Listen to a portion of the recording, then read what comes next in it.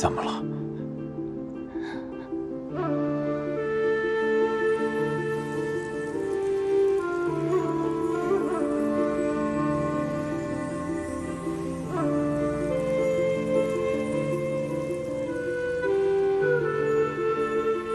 怎么会这样？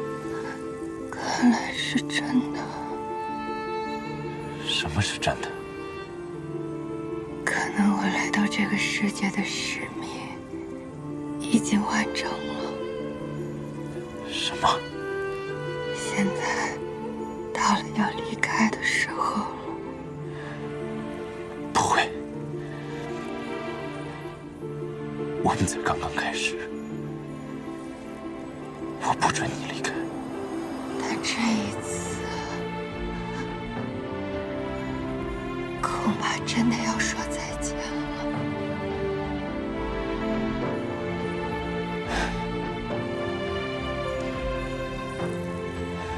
不会，只要你还在这3界之内，不管我上天入地，我都会把你找回来。你可知3界之外还有别的世界？别的世界？在我来的那个世界，一对相爱的人，最多不过携手几十年光景，而你我已经缠绵30。这些年与你相知相爱，我已经很满足。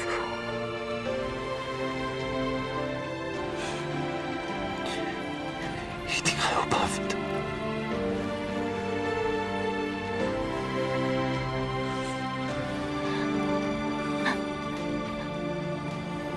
司马江，你抱紧我好不好？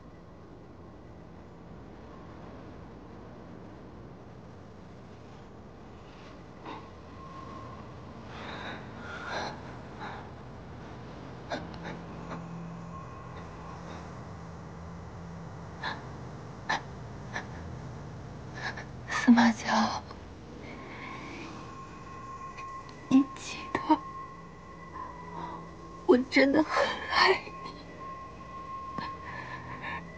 如果我不爱你，不管我到哪里都会快乐。可如果我不爱你，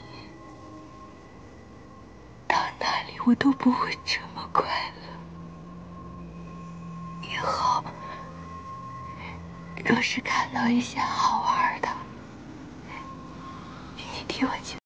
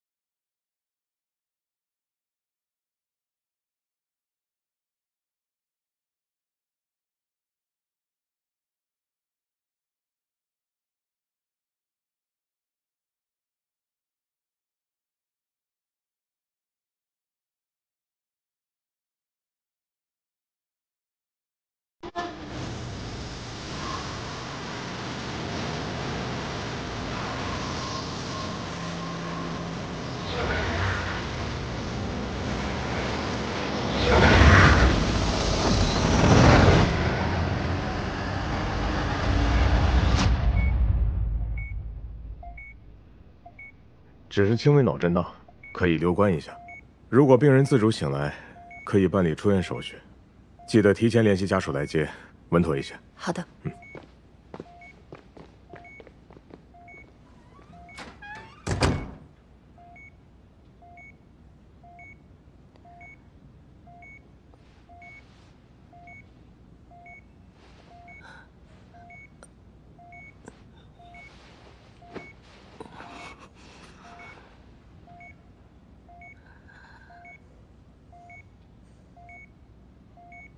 这一切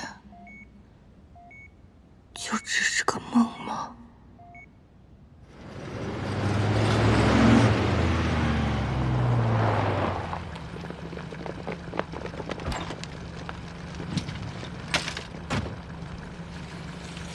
哎，来让一让，让一让，让一让。丽丽姐，我知道了，我马上到。这是我们公司的策划方案，首先是景区介绍。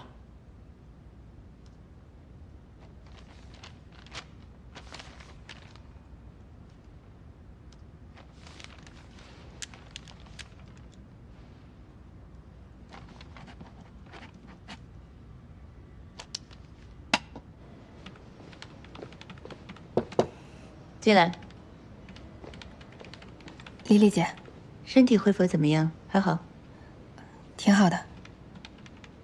青果山那个项目的损失，准备怎么挽回？对不起啊，丽丽姐。准备放弃？不是，我也没机会了呀。机会是留给有准备的人。我打听到他们下午正好有个提案会议，你带着你的案子去当面找他。好。晚上他要赶飞机，6点半以前你必须赶到那儿。地址发给你了，这是你最后的机会。谢谢丽丽姐，我一定不会让您失望的。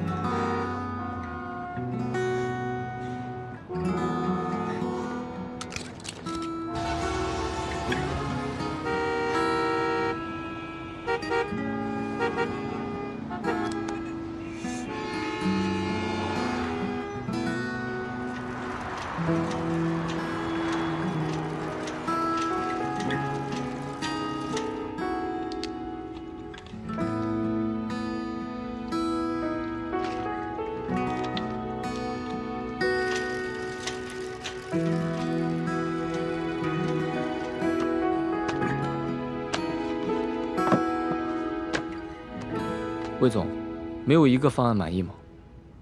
还有其他公司要提案吗？还有一个，就是上次做青谷山项目方案的那一家公司，我说让他们的负责人邹燕6点半之前务必赶到。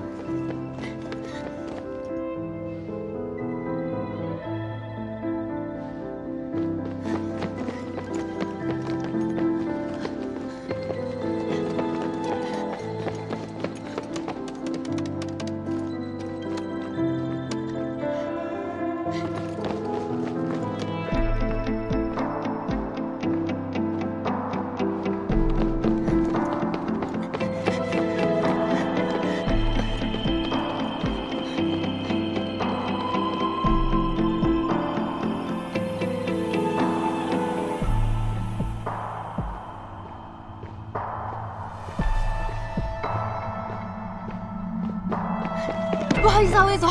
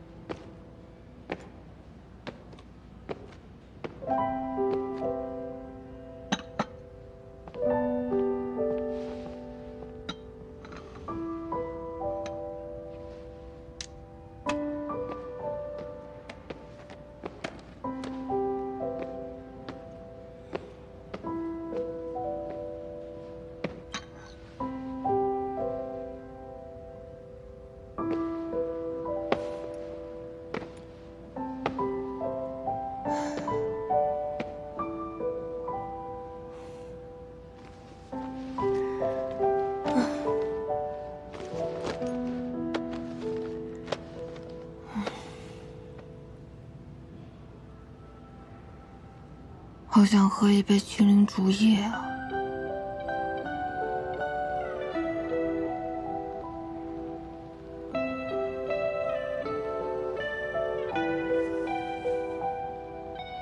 梦作久了，都分不清梦境跟现实了。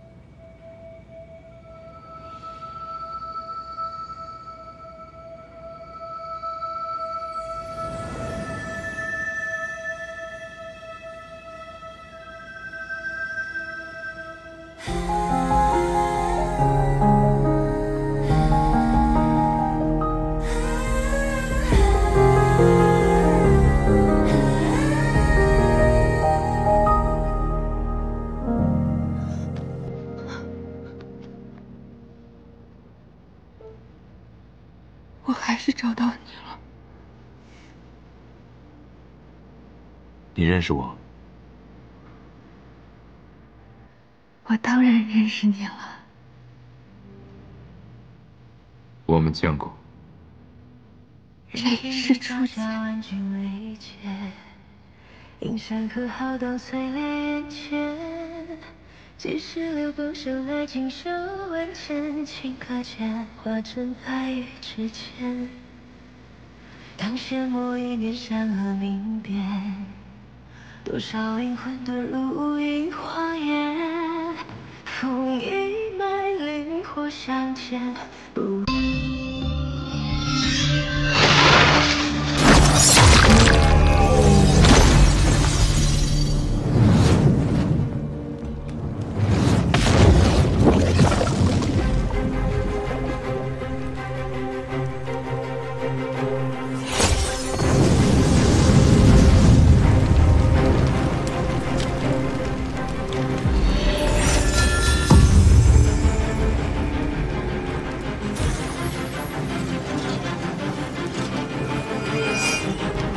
进来。你是何人？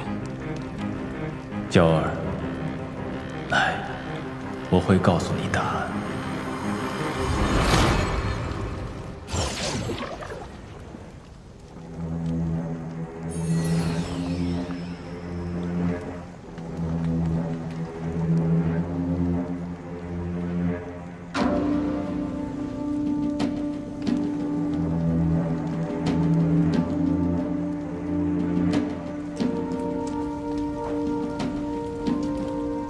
那尊灵火果然在此处。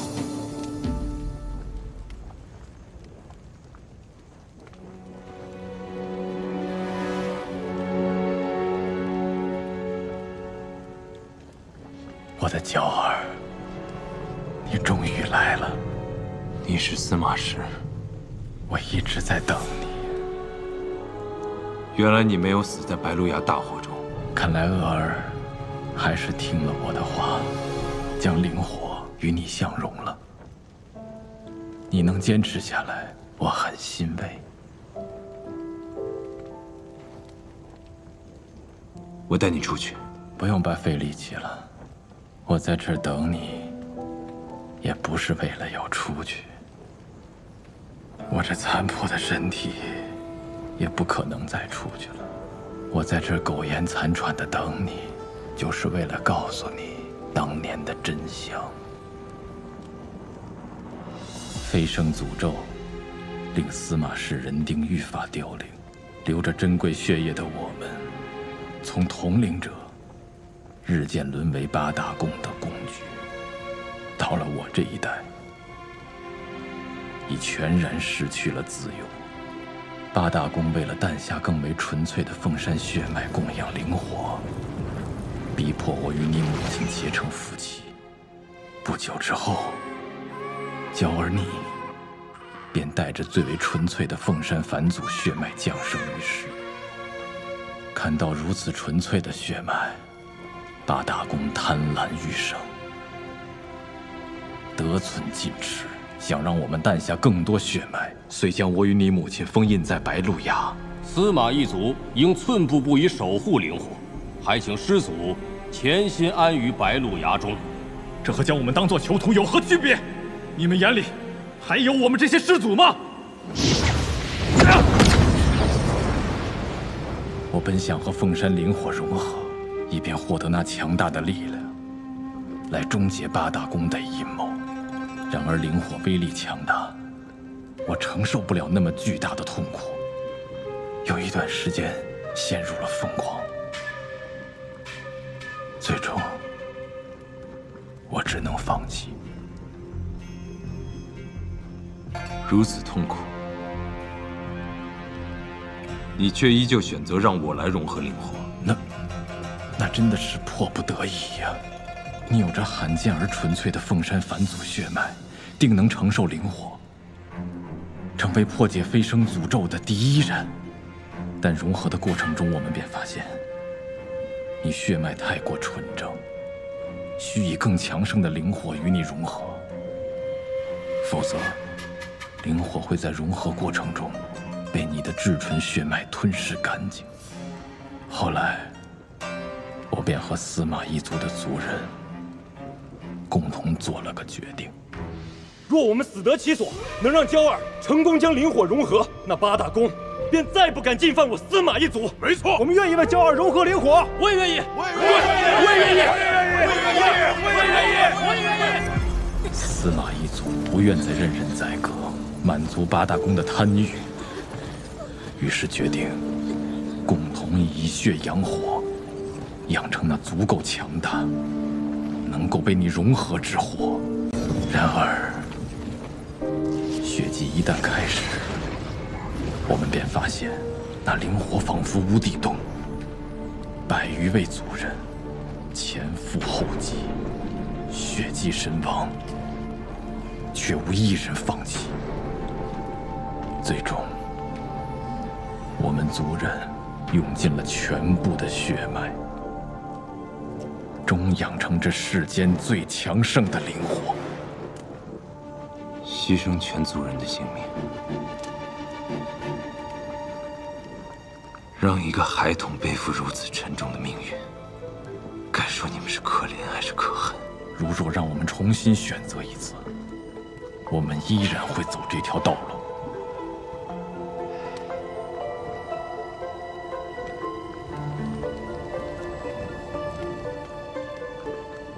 那你又为何会在此处？我怕八大宫发现了我们的计划，我便装疯放火，让他们以为我是发疯放火，杀了所有族人。而为你融合灵火的最后一步，便是需要你母亲为你炼化灵火。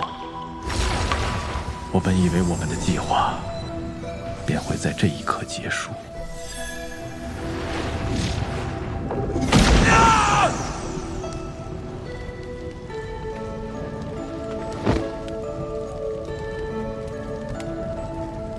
死了，不好！司马恶闹！白鹿崖大火时，世家安插在八大宫中的眼线，发现了奄奄一息的我，于是将我从白鹿崖偷偷带走。原本世家的确是想救我，但我被救出以后，急于想要找到你，让石拥有从我这里获知了破解飞升诅咒的秘密，这引起了他的贪欲。石拥有伙同他的弟子10千旅，从白鹿崖偷走了一小簇即将熄灭的灵火分身，以我的身体作为灯芯供养。同时，石拥有与10千旅暗中打造了白凤山，收集凤山血脉，以血来培养你这簇灵火。没错。既然你到了这儿，那这一切便都该终结了。娇儿，你要记住，我们是凤山一族，凤山一族天生不凡，注定与天地同寿。天地同寿，你看清楚了，如今这司马一族只剩下我一人。只剩下你一人又如何？只要你能活1000年、10000年，只要你不死，凤山一族就永远在，我们一族的辉煌便有重现的那天。只要你把它吞噬了，你的伤势不仅会痊愈，更能让你体内的灵火倍增。除了强大之外，还有一种可能，我在吞噬灵火的过程中，被灵火瞬间燃尽，对吗？你是千万年罕见的凤山返祖血脉，你定能做到我们不曾做到之事。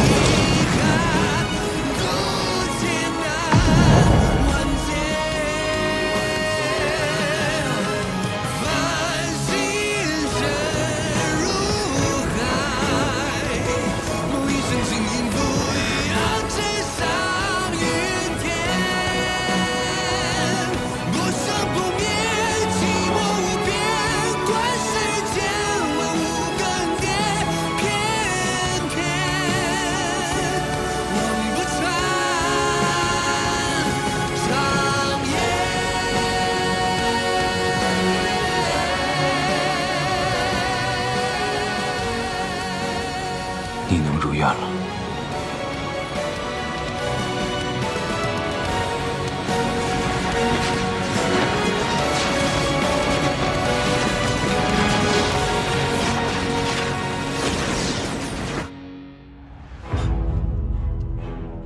不好，太尉者出事了。掌门，叶公主传信，已有廖廷彦下落。速热接入林，将廖廷彦绑去太玄峰，否则他应职宫族人都要死。是。我感知到了太尉山的灵火有异样，恐怕这司马娇已经找到了那里。我先行去查看，你速速通知各国公主前往太玄峰布阵。一旦这司马娇现身于太尉山，我便会利用廖廷彦将他引去太玄峰。到时候，我们各国公主合力将他擒获。是。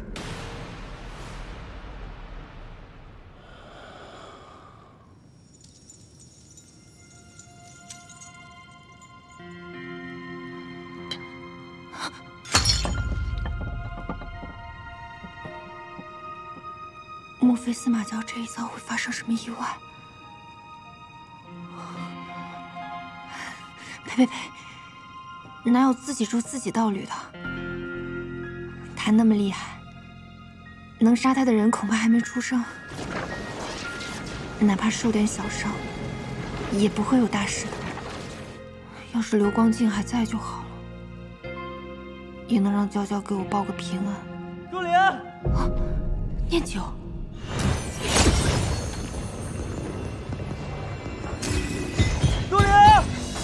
朱琳，念九，你抓住他！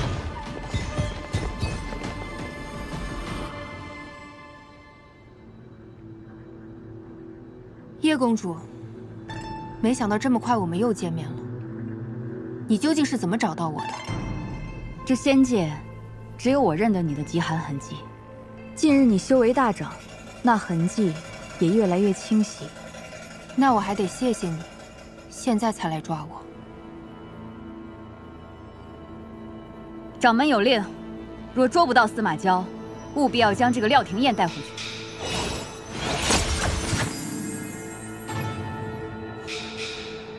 廷燕，廷燕，找死！叶公主，你究竟站在哪一边？你一个小小的弟子也敢质疑我？是掌门是让你们监视我，但没有让你们命令我。我做什么决定，无需向你们解释。还是快办正事。带走。走。你们放开他！廷燕，廷燕，放我出去！朱灵，你快放了廷燕！朱灵！啊！我的灵火！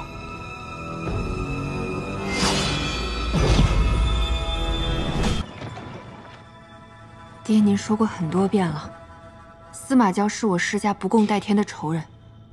可现在仙魔两界刚刚打完仗，他也才刚醒，不会那么快找到咱的。在太尉山，你失去了记忆，你根本就不知道司马娇的手段有多么的卑鄙。他为了牢具先父霸主之位，以莫须有的罪名，将忤逆他的人赶尽杀绝。想当年，我们施家也拥有着不输于司马一族的能力，被他视为眼中钉、肉中刺。太尉山一战，就是他灭我施家的完美杰作，让我们施家从掌门的士族沦落到今天这个样子。况且如今魔域又在肆意的抓捕仙府之人，食其内丹。我是不得已才闭门不出，枯坐在家。爹，那司马娇再怎么厉害，您不还是在他的眼皮子底下把我救出来了吗？那是以牺牲我儿珍惜的性命作为代价的。对不起，爹，女儿说错话了。兄长以性命换回女儿一线生机，女儿自然铭记在心。还有爹，你也是，因为女儿才变成这副模样，女儿不会忘记您的养育之恩，所以这才努力赚钱，争取早日带您离开这魔域。我不用你带我离开魔域，我要你伺机杀了司马娇。但凡爹有点能力，都不用麻烦你去报仇。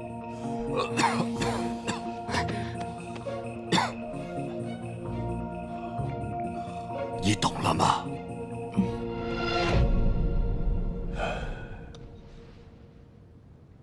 把这个戴上，这个面具可以掩盖你的气息，让司马娇没那么容易可以找到你。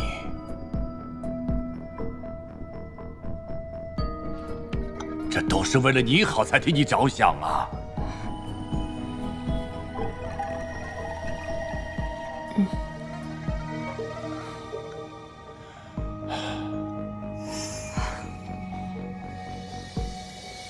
今夜月圆，正是洗髓的大好时机。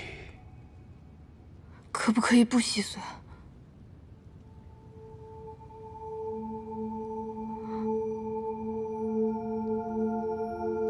可以，可以。那我们就对司马娇束手无策了。哼，燕儿，倒不如这样吧。你把爹爹也交到他的手里，也兴许他能给你留一条生路啊。女儿知道了，女儿会早点回来的。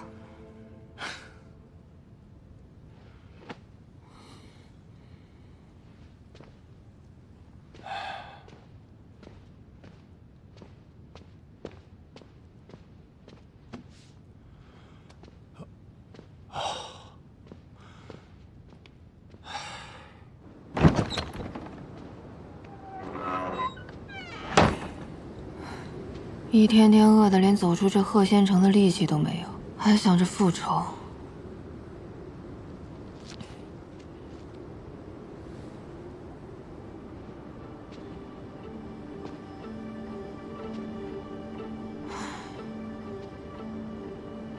除非司马娇那个大魔头自己跑到我面前来送死，否则我才不去送人头。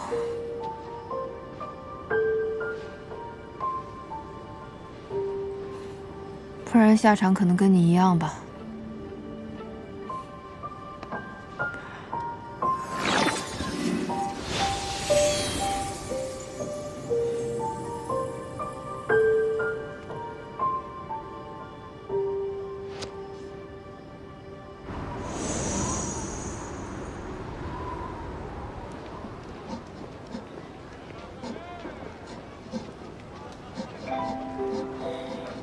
我也真够倒霉的，好好上个班，结果意外死了。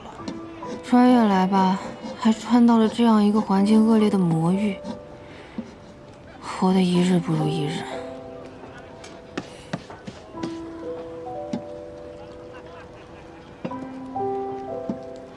但我毕竟占了原主的身体，还是要替他给他爹养老送终的。况且这爹对我吧，也确实还不错，还救过我。哎，这恩情我是要还的。叫了18年的爹，假的也快成真的了。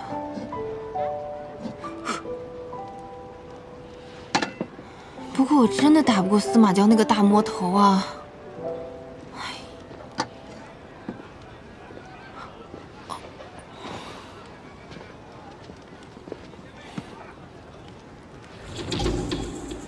你能行吗？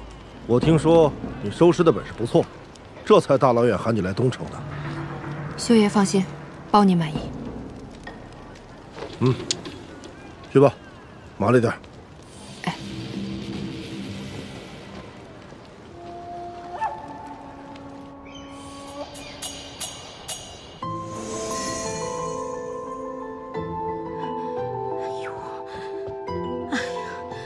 我的好红罗呀，你这平日里不惹事儿，这一惹事儿，偏偏给我弄死个惹不起的主啊！我又不是故意的。再说，谁让他色胆包天，对我动手动脚了？自己修为这么低，还想与我同修，真是晦气。杀个人是小，关键是把我这招牌砸了，这事儿可就大了。老板娘，听说您遇到麻烦了，这不，我给您送解决办法来了。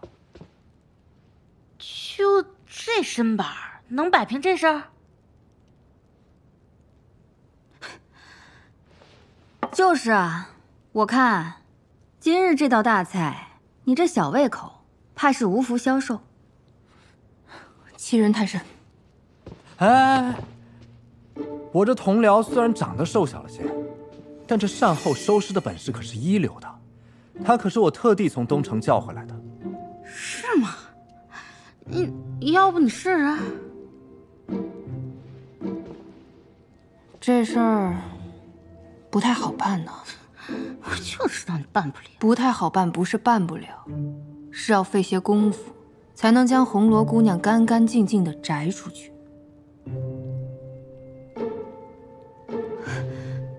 当真能将我摘得干干净净的？明人不说暗话，吃个酱。18块魔石。18块魔石，太贵了，你怎么不去乞吧？这样吧，若是今天能将二公子的事情解决的话，我做主。咱们胭脂台以后少不了你的好处。这次能不能就先便宜些？唉，最低价15块。哎，行，哎，就15块魔石，但是这事儿绝对不能外传。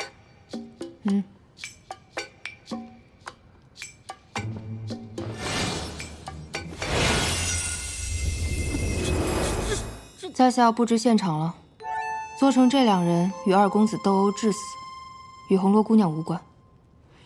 过程呢会有些难看，各位请先行出去吧。走吧。老板娘，走吧。这能行吗？走。那就交给你了啊。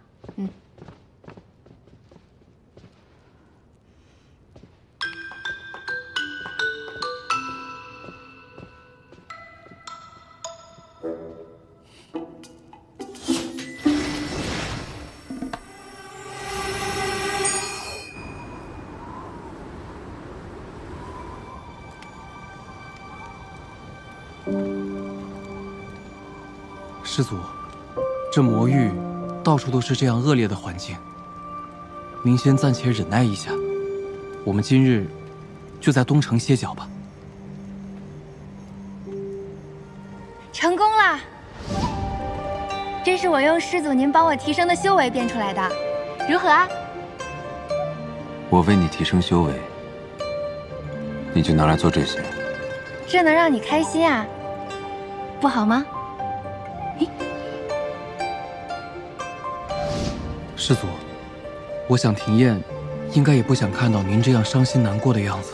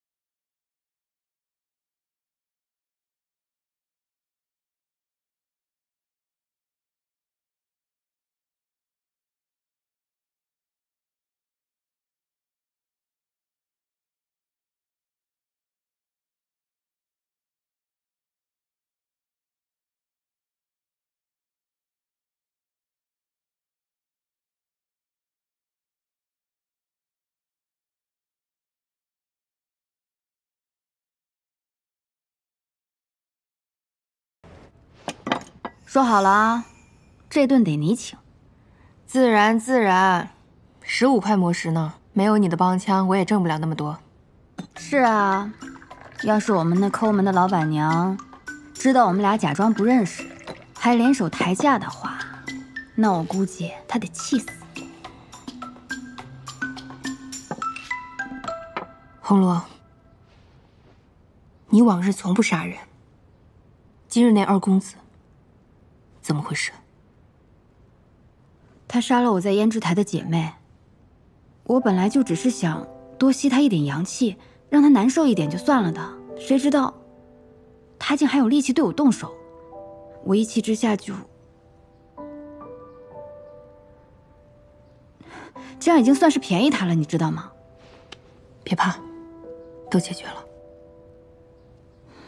这地方尽是些阿杂事，鹤仙城也就名字好听，根本不适合久居。等我攒够了钱，我就带你，还有我爹，我们去古雨坞，自在逍遥一辈子。古雨坞，那可是传说中的地方，我还未曾听过有人去过呢。依我看，都是一些骗小孩子的把戏罢了。你有所不知，我在黑市上听到过准确的消息，古雨坞确有其事，只是它疏通的门路代价极为高昂，需要2000魔石呢。是，所以你才这么辛苦的赚钱。但你不是说你其实不是石燕吗？你是从什么其他的世界过来的？虽然我也不能完全听懂你在说什么，但是你的爹总归不是你的亲爹嘛。但他毕竟养了我那么久，况且他的确救过我。你身上似乎有仙府之人的气息，不如把内丹交出来，给哥几个下酒。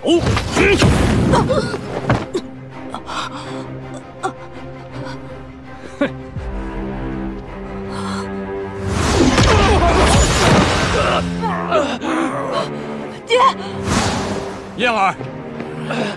快走！我拦住他们！不，我要跟爹一起。你走啊！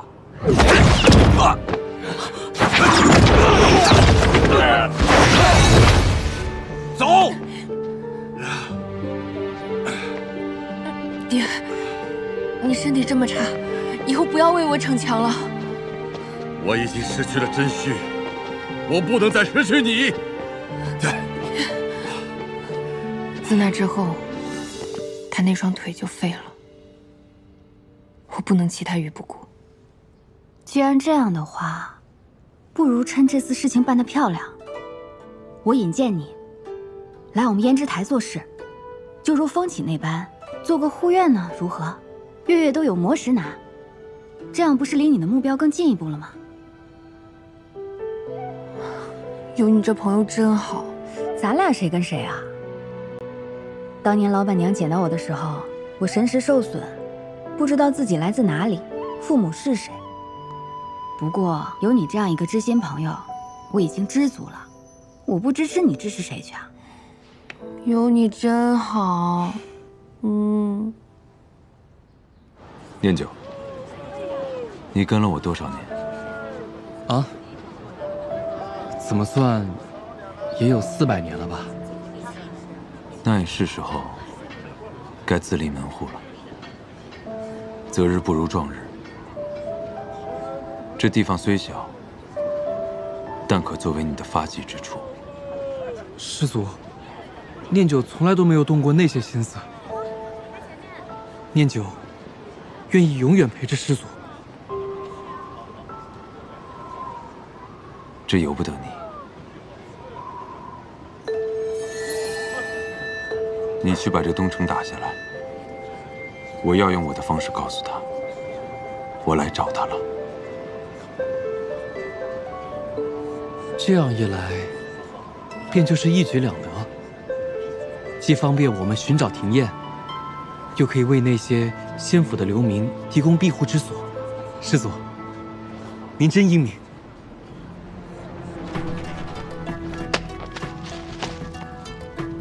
魔主今年要求的贡品数目又变多了，魔主力量无人能敌，咱们只能乖乖听他的命令。外面什么动静？城主，不好了！有2个不知底细的人突然闯进了城主府，把我们的人都给制服了。你们几10个人打不过2个人，什么人这么狂妄？带我看看去。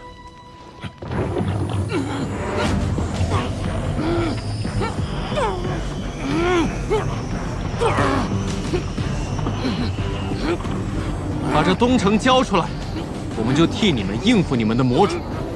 先将我兄弟放下来，我考虑考虑。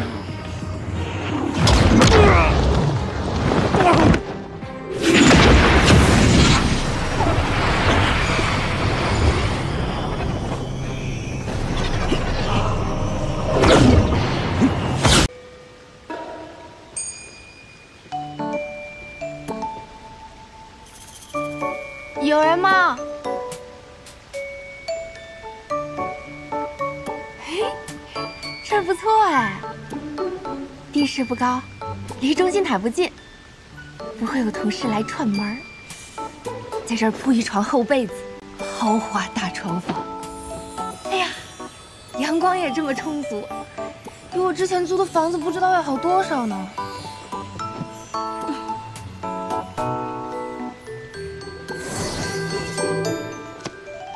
这个乾坤袋虽然品级不高，但补给日常用途绰绰有余了。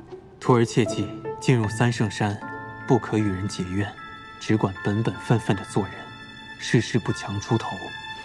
师傅呀，师傅，我不是出不出头的事儿，徒弟我差点出殡了呀。你好能装啊！小小的乾坤袋，大有乾坤，早知道把所有家当都装过来了。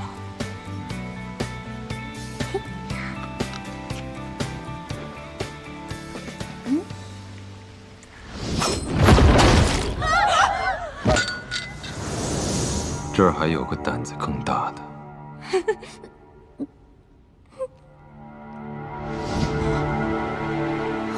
能在暴躁大魔王手里捡回一条命，我可真是福大命大。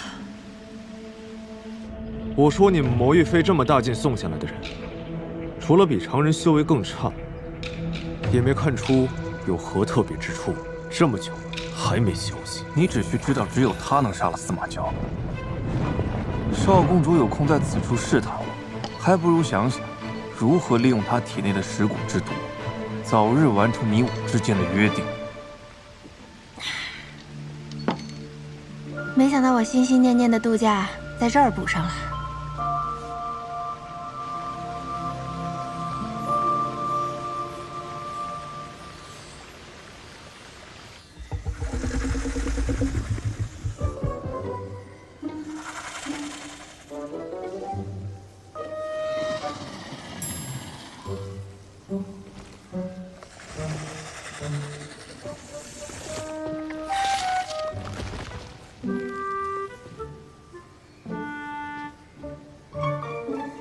他竟是在睡觉。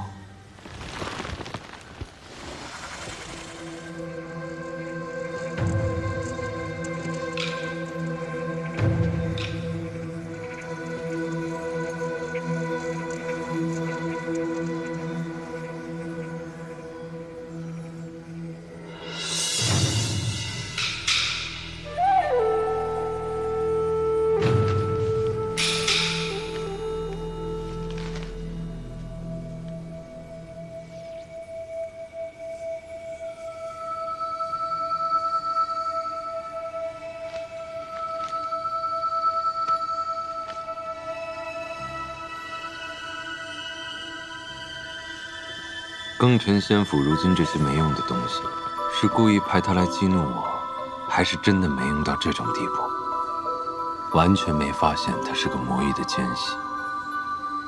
冤枉啊，祖宗！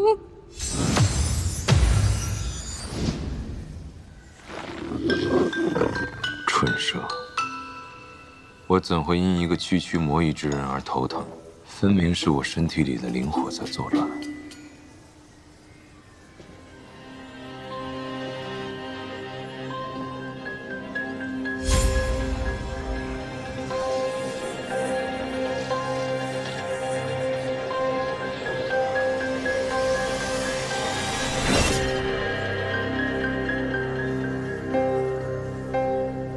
我倒要看看，他究竟要做些什么。他怎能睡得这么沉？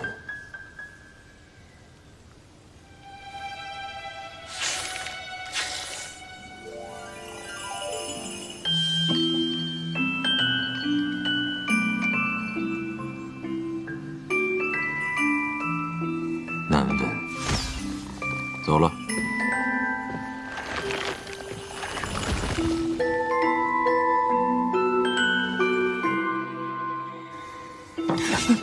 闹钟怎么没响呢？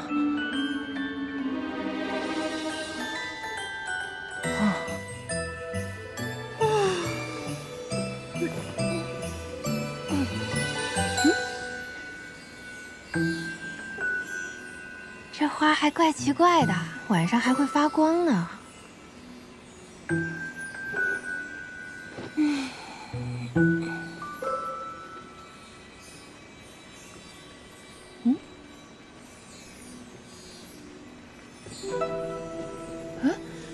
那不是前几天被师祖打飞的妹子吗？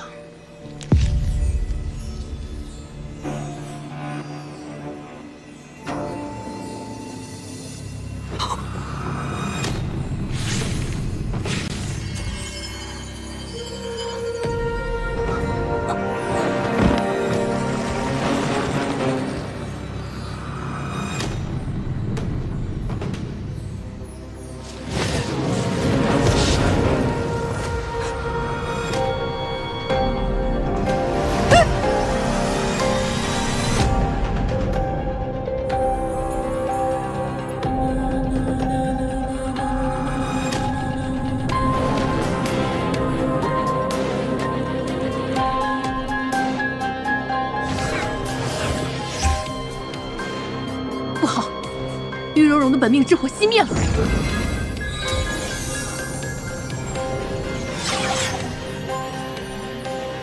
喂！还好，他的魂魄还未散去，公主，我不是嘱咐过你事事小心，怎么这就死了？我死了？我就是看到师祖那里种了好多花，我想摘一朵，然后就到了这里。难道是日月幽潭？月公主，还好，先府弟子都有一次脱生的机会，你还是早点做准备，送他去脱生吧。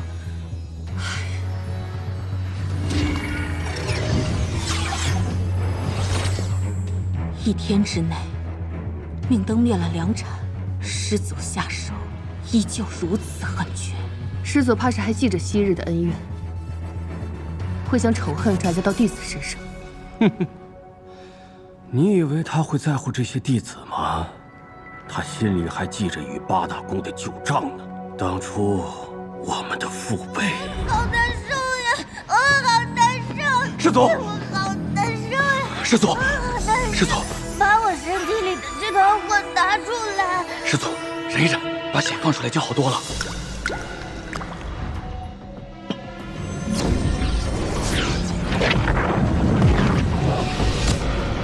往日八大宫喝他的血，又让他在三圣山被关了500年，他的仇恨只会与日俱增。师祖对待他们尚且毫不留情，要是有机会直面我们八大宫，恐怕会更加为所欲为啊！殷公主说的对啊，哎，她的意思是说，让我们先下手为强。这。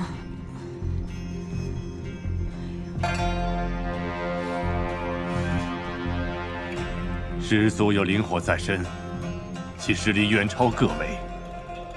如果此时贸然挑衅师祖，怕是最后也落得一个惨死的下场。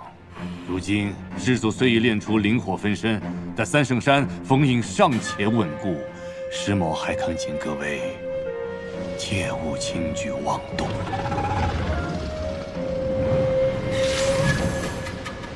你以为这些弟子为何进山？不过是受了庚辰仙府那些老东西的命令，来涂抹我的血跟命。他们都不敢进山，那个人却大摇大摆地来我这儿放松身心。等会儿，师祖，你在监视我？没有没有，我是个斜眼，我在看那边。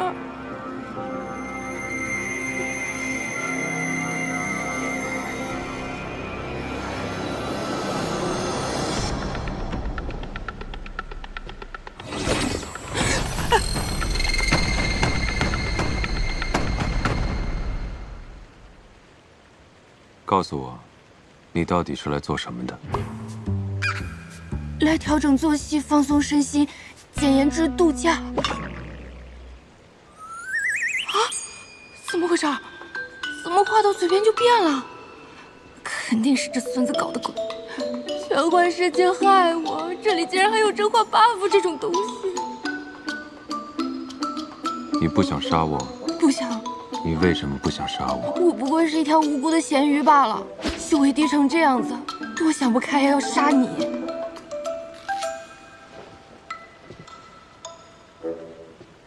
当真如此？不然呢？你是不是有什么被迫害妄想症？脑子有问题啊！我死定了，这个 buff 太害人了。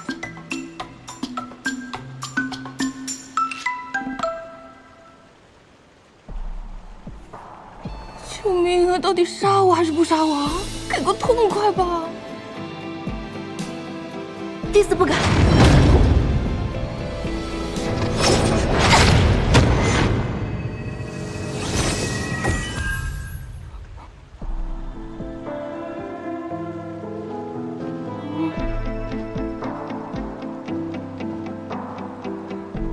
这师祖是闭关闭太久，精神出问题了吧？不是。庚辰仙府一开始方向搞错了呀，送什么弟子进来侍奉？我看应该送医生进来给他治治脑袋。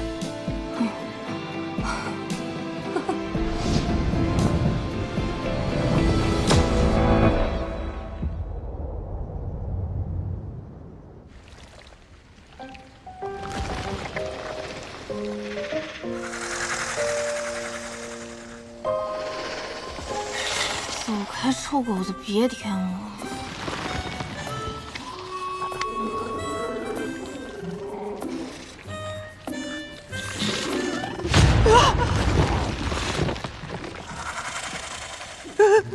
说兄弟，我细胳膊细腿的，你饶了我吧！你吃了我反而塞牙。你想喝这个？早说嘛！您请哈。哦，不好意思啊，是我不太周到。其实说起来，这也算是我清谷天的特产。只要有这青灵竹在，就会源源不断的生出青灵叶来。我平常都拿它当奶茶喝，没想到您也好这口啊！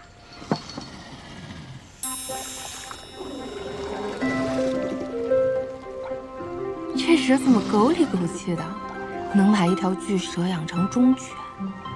祖宗不愧是祖宗。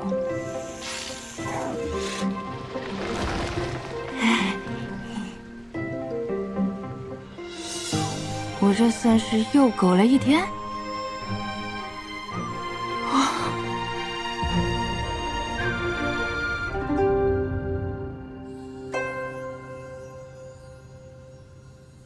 我好难受，我好难受呀！我好难受。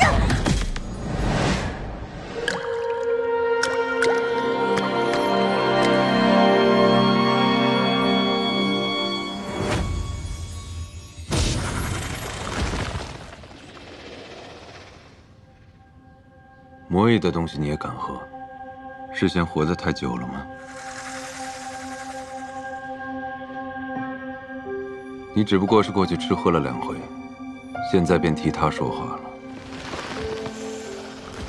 世人皆贪婪，更何况是魔域之人，不是想夺灵火，就是贪图血凝花。他只是比旁人更会作为罢了。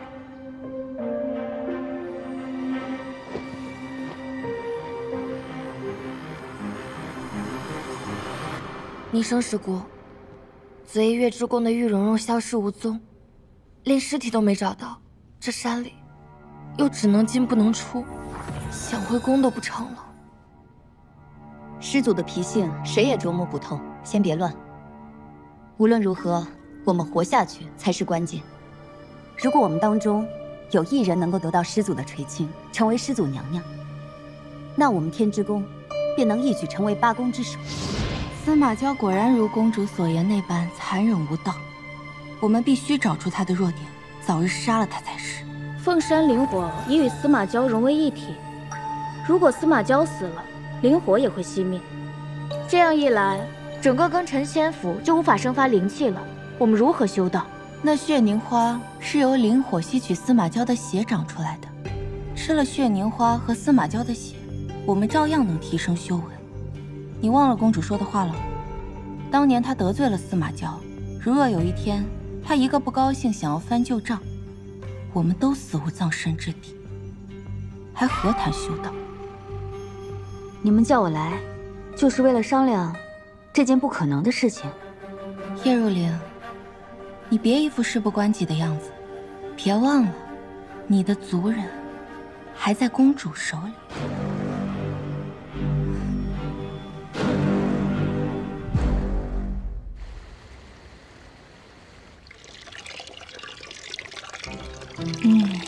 我已经给蛇兄安排上了，希望他今晚不要吵醒我，让我睡个安稳的觉吧。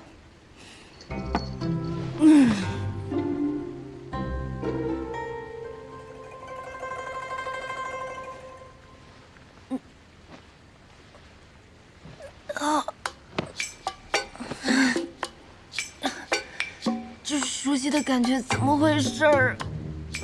修仙之人也会痛经吗？太痛了，越来越疼了。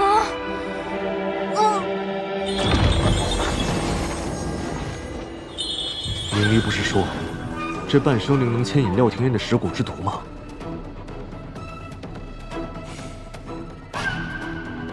怎么他听到召唤之后居然毫无反应？是廖廷烨，莫非真的以为攀上了司马娇，就可以摆脱我们的控制了？哼！好，我且看这蚀骨之毒，你还能挺过几回？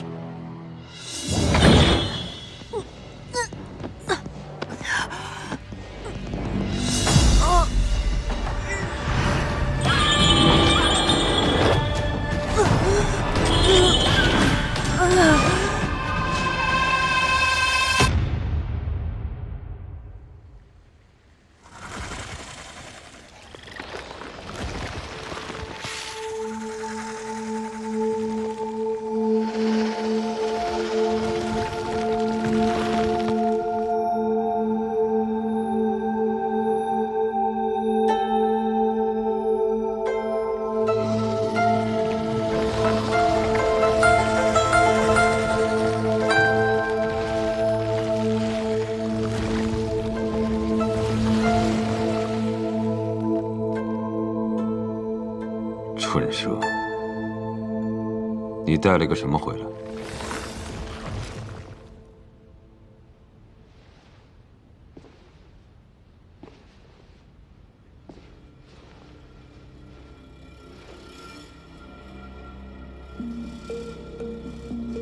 他竟然中了魔毒，你为什么想救他？你知道他是来做什么的吗？ 什么都不知道就把人带到我面前，你想死吗？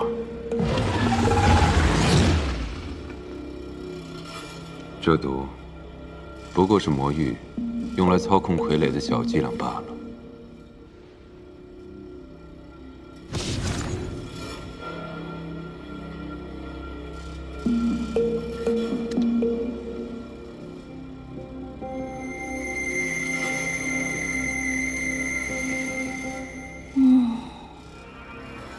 竟然直接睡着了。魔族千方百计送进来的，竟是这样的人。看来，他比那些蠢货聪明，不仅没到我面前来找死，还笼络了那条蠢蛇。如此深沉的心机，配得上这张脸。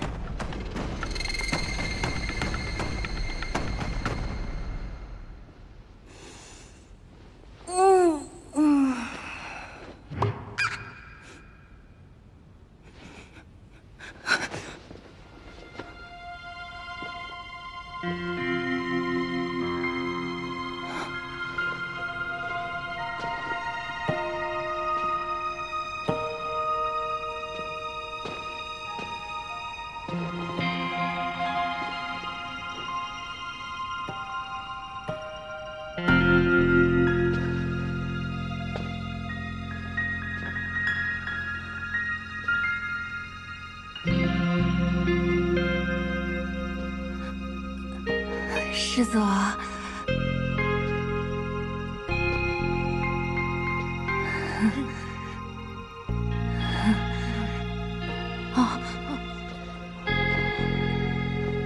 我怎么在您的殿内啊？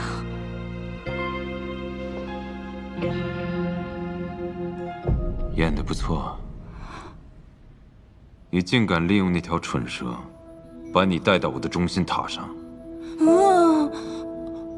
我猜可能是昨天晚上我肚子疼，我疼晕过去了，然后蛇兄担心我，他想让您救我，我没有想要麻烦您的意思。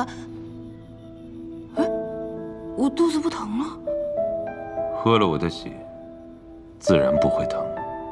我喝了您的血啊！敢吐我就杀了你。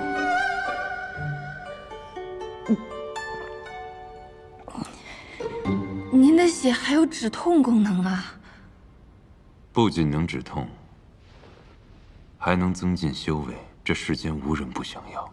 不用算上我，我不太想要。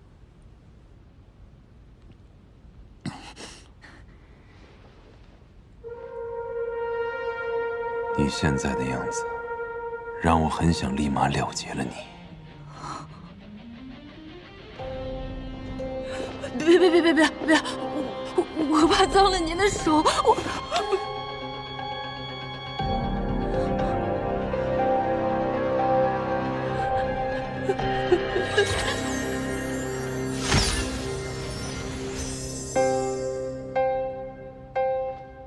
既然如此痛苦，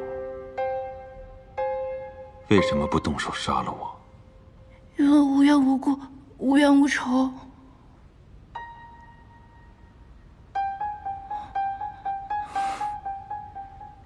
哼，在这世上杀人，不需要冤仇，更不需要缘故。比如现在。无冤无仇，无缘无故，我就是要杀了你，你又能怎样？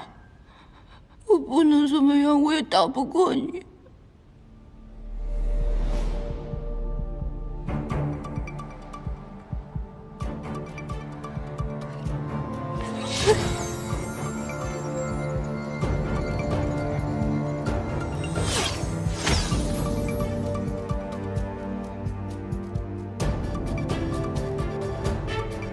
你要我杀，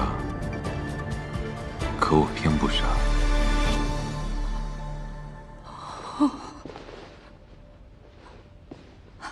日后换你来伺候。我啊，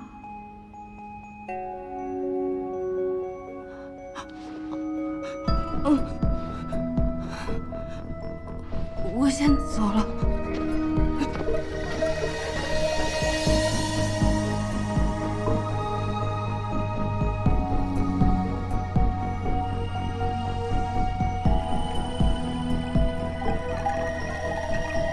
无冤无仇，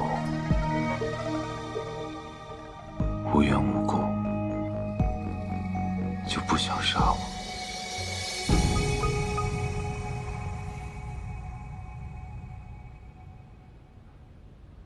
庚辰仙府哪个人不惦记着我的血？要不是只有我能供养灵火，要不是灵火能滋养整个庚辰仙府，要不是他们打不过我，我早就被分而食之了。魔域一直想毁了庚辰仙府，熄灭灵火，应该杀了我才是。怎么，他不想杀我？今天过得这么惊心动魄，我这晚上肯定又睡不好了。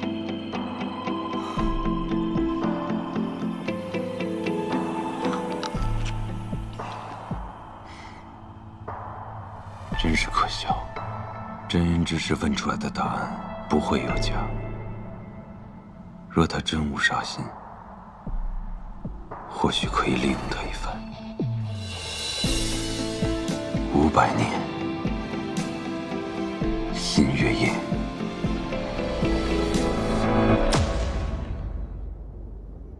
师姑，我们在中心塔下日日等待，但这扇门从未为我们打开过。师祖他真的会见我们吗？难道你跟那些人一样浅薄？你要是害怕，你就走吧。不，师姑，我只是不知该怎么面对师祖。公主曾经说过，在这位师祖面前，试图掩藏自己是不可能的。我们只需要拿出最谦卑、最虔诚的姿态，将我们的心思都暴露给他。只要我继续坚持下去，师祖一定会被我触动的。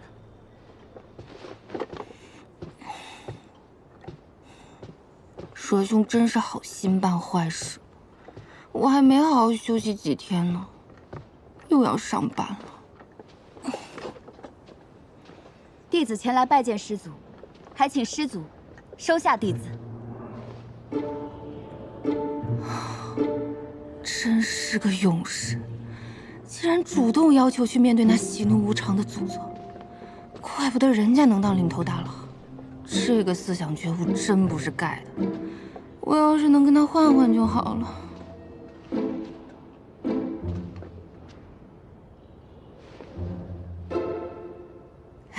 嗨，你竟然还未死！你们这些人怎么回事啊？见到我都说这话，我才不死呢！我要苟活着。你若是想要苟活，就离这里远一点。我倒是想啊。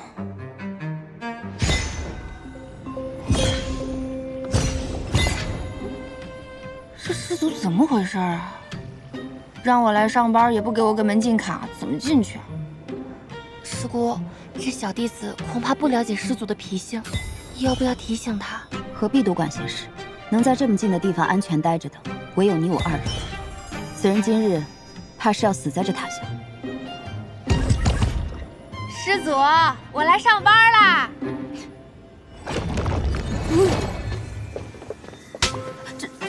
这怎么会？这个门是敲一敲就能进的吗？方才那个弟子是怎么进去的？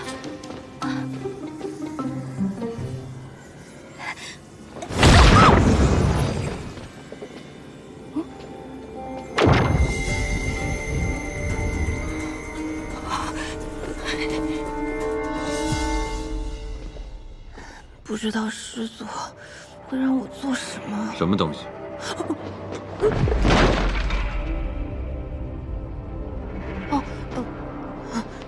这些都是我日常的生活用品，我从乾坤袋里掏出来的，但是我不太会用灵力，我就只会往外拿，不会往里收。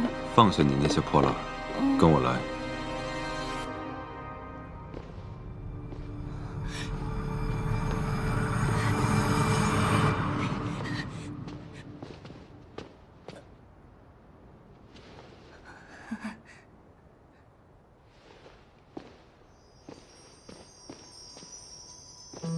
师祖，外面那个人是死了吗？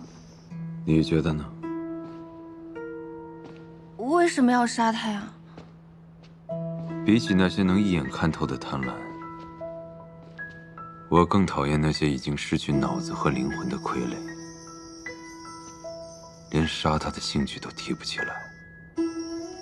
那为什么？他太吵了，令我有些厌烦。嫌烦就要动手吗？这祖宗好疯啊！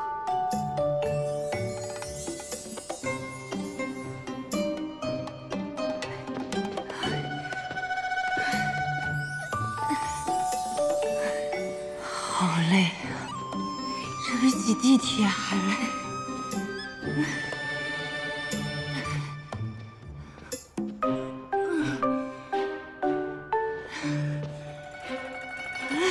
走不动了。师祖，弟子斗胆问一句，我们爬这么高，是要干嘛去啊？不做什么。看来这祖宗是闲得太无聊了，就想玩死我。以前上班至少还能做个人，来到休闲世界打工，也只能做领导的玩具了。你先打扫这层。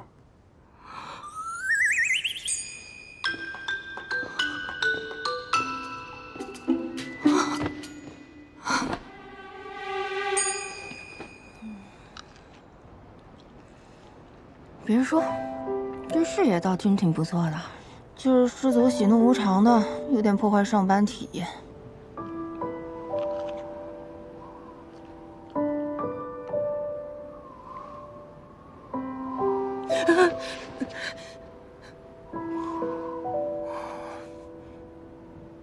不过，在这高塔里独自闭关500年，性格变扭曲了，也不奇怪。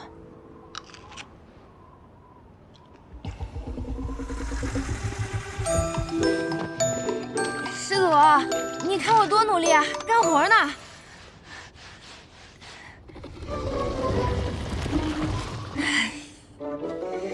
师兄，是你呀！我以为老板来查岗呢，吓我一跳。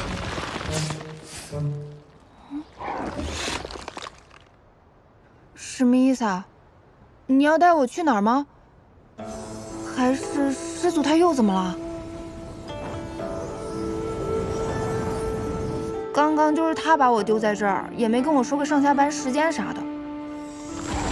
啊，你要直接带我去找师祖吗？